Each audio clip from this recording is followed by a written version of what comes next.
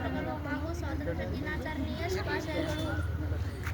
ಭಾರತದ ಸ್ವಾತಂತ್ರ್ಯಕ್ಕಾಗಿ ಅನೇಕ ಬಲಿದಾನಗಳು ನಡೆದಿದೆ.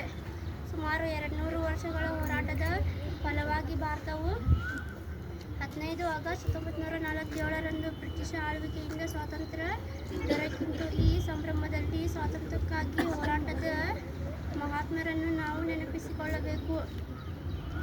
ಅವರಲ್ಲಿ ಸರ್ದಾರ್ ವಲ್ಲಭಭಾಯಿ ಪಟೇಲ್, ಭಗತ್ ಸಿಂಗ್, ಚಂದ್ರಶೇಖರ್ ಆಜಾದ್, ಸುಭಾಷ್ ಚಂದ್ರ ಬೋಸ್, ಖುದೀರಾಮ್ ಬೋಸ್, ರಾಜಗುರು ಸೇರಿದಂತೆ ಲಕ್ಷಾಂತರ ಜನರ ತ್ಯಾಗವನ್ನು ನಾವು ಮರೆಯಬಾರದು. ಭಾರತೀಯ ತ್ರಿವರ್ಣ ಧ್ವಜವು 3 ಬಣ್ಣಗಳ ಬಣ್ಣವು ಪಟ್ಟಿಗಳನ್ನು ಹೊಂದಿದೆ.